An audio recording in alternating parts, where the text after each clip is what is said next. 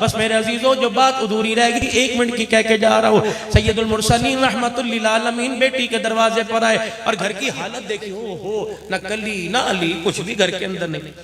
اب کہتے بیٹی کیسے گزر ہو رہا ہے، اس سے اچھا تو میرے گھر کے سو کے ٹکڑے تھے. سبحان اللہ. کون ہے سبحان اللہ؟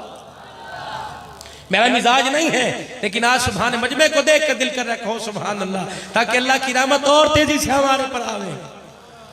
بیٹی کے گھر کی حالت دیکھی، بیٹی کا ہاتھ پکڑ کے بوسہ دیا، یوں نہیں کہا دکھڑوں کی ماری پریشان. پر میں بیٹی علی کے گھر کے اندر موجے مار رہی ہے، محمد کے دکھڑوں کو بھول گئی ہے. ہاں علی کے گھر میں آ کر تجھے میرا گھر کہاں یاد آئے گا؟ وہ فاقی فاقے تھے یا مزے مزے. اماں کہتی میری سانس ہی رک گئی. میں نے ابے کے سینے پر سر رکھا، میرے آنسو باپ کے سینے پہ گرنے لگے. میں نے کہا ابا اگر یہ آسائش و آرام ہے تو پھر آسائش آرام کیا ہوا کرتا ہے؟ اللہ اکبر. ابا جان اگر یہ سکھ ہے تو دکھ کیا ہوا کرتا ہے؟ اللہ اکبر. اگلا آپ نے ارشاد فرمایا بیٹی 3 دن ہو گئے ویڑا بڑا سونا ہے، آ جا 2 منٹ بیٹھ کے اپنے ہونٹوں کو کھول کے دانتوں کی مسکراہٹ سے میرا گھر چمکا کے چلی جا. لوگ کہتے ہیں دھی کے دروازے پہ نہیں چڑھتے، دھی 3 دن نہیں آئی، ابا دھی کے دروازے پہ چڑھ گیا. بتا تو عزت والا یا آمنہ کا لال عزت والا ہے؟ اللہ اکبر. رحمت والے نبی نے بیٹی کا ہاتھ تھام لیا. چل میری بیٹی علی کے آنے تک تجھے واپس چھوڑ کے چلا جاؤں گا. اماں کا ہاتھ آہستہ آہستہ پیچھے پیچھے کو کھسکتا رہا. کیا ہوا فاطمہ؟ ابا جی ذرا میری بات تو سن لے.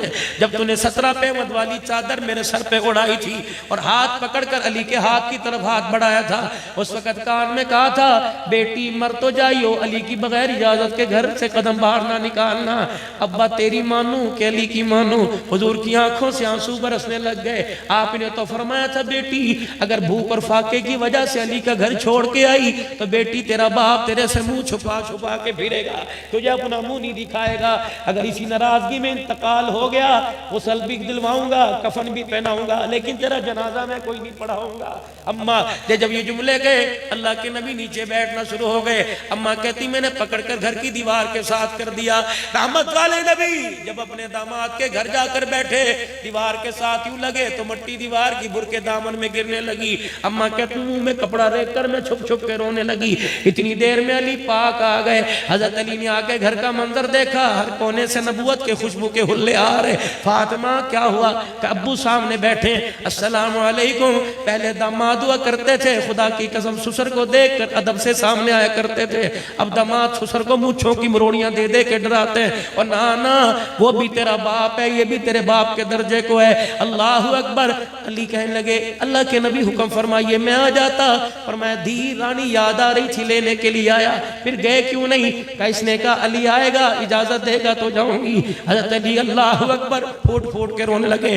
فاطمہ یہ تو کیا کہہ رہی ہے؟ کہ علی میرے بات سن. اللہ اکبر. ادب ادب ہوا کرتا ہے، حکم ہوا کرتا ہے. ابے نے کہا تھا وہ میں نے کر کے دکھا دیا. اللہ اکبر. علی سے کہا لے جاؤں کہ لے جا. جب لے جانے لگے تو اللہ اکبر اسلام کی ملکہ علی کا چہرہ دیکھ کے مسکرانے لگی. رحمت عالم نے فرمایا بیٹی آج تو نے بڑا زندگی کا بہترین فیصلہ کیا.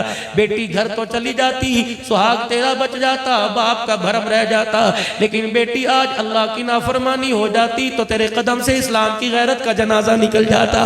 اے لوگو یہ اصول صرف خاتون جنت کے لیے نہیں تھا، یہ اصول سیدہ فاطمہ کے لیے نہیں.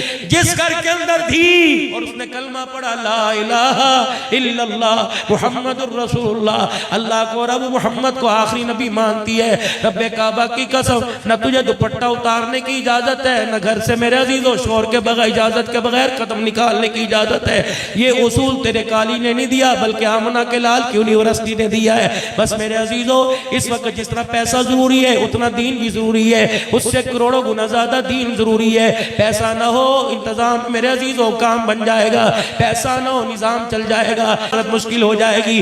آج کا اجتماع جب بچے قرآن پڑھتے ہیں، علم حدیث پڑھتے ہیں، فقہ کا علم پڑھتے ہیں اور فقیر جھولی پھیلا کر اس معارف القرآن کو ہی دعا دے گا، مفتی خلیل صاحب ان کی پوری ٹیم کو دعا دے گا اللہ اس بیڑے کو ہستہ بستہ رکھے. کو آمین. اللہ قرآن کے اداروں کو آباد رکھے، اس قرآن کی عظیم دینی درسگاہ کو آباد رکھے.